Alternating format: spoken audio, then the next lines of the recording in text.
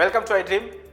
Fun bucket భార్గవ్కు 20 సంవత్సరాల కఠిన కారాగార శిక్ష విధిస్తూ విశాఖపట్నం పోక్సో కోర్టు సంచలన తీర్పును వెలువరించింది. 20 సంవత్సరాల శిక్షతో పాటు 4 లక్షలు చెల్లించాలని కూడా తీర్పులో పేర్కొంది కోర్టు.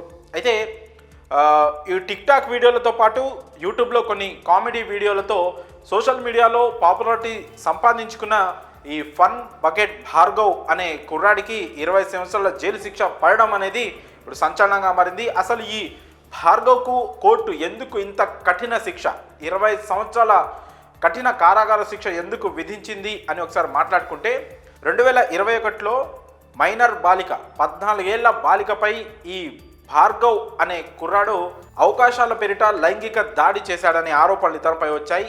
సదరు ఆ బాలిక వాళ్ళ తల్లి ఇచ్చిన ఫిర్యాదు మేరకు విశాఖపట్నంలో 2021 ఏప్రిల్ 16న ఈ భార్గవ్పై కేసు నమోదైంది. పోలీసులు కేసు అయితే నమోదు చేశారు. ఆ సదరు బాలిక ఎవరైతే ఉన్నారో బాధితురాలుగా ఆ బాలిక తల్లి ఇచ్చిన ఫిర్యాదు మేరకు పోలీసులు కేసు నమోదు చేసుకొని హైదరాబాద్లో ఈ భార్గవ్ని అయితే పోలీసులు అరెస్ట్ చేశారు. అప్పటి నుంచి కూడా ఈ కేసు నడుస్తూ ఉంది. భార్గవ్పై పోలీసులు అప్పుడే దిశా చట్టం కింద అలాగే పోక్సో కేసు కూడా నమోదు చేశారు. ఎందుకంటే బాధితురాలు ఎవరైతే ఉన్నారో తను మైనర్ కాబట్టి పోక్సో కేసు కూడా భార్గవ్పై నమోదైంది. ఇప్పుడు దాదాపు 3 సంవత్సరాలుగా ఈ కేసు అయితే కోర్టులో నడుస్తూ ఉంది. ఫైనల్ జడ్జిమెంట్ అయితే ఈరోజు వచ్చింది.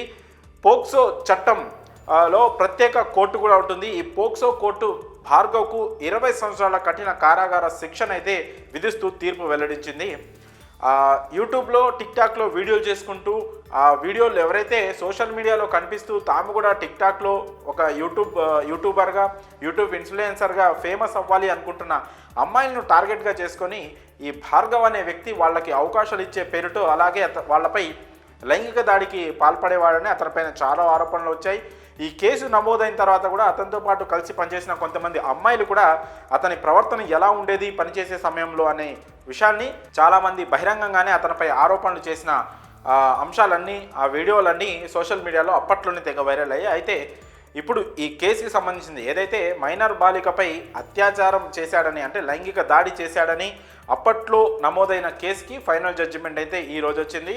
20 సంవత్సరాలు అంటే చాలా పెద్ద శిక్షగా కూడా మనం చెప్పుకోవచ్చు. 20 సంవత్సరాల కఠిన కారాగార శిక్ష విధిస్తూ పోక్సో కోర్టు అయితే తుది తీర్పును వెల్లడించింది. మరి 20 సంవత్సరాల జైలు శిక్షపై మీ అభిప్రాయాలను కామెంట్స్ రూపంలో తెలియజేయండి.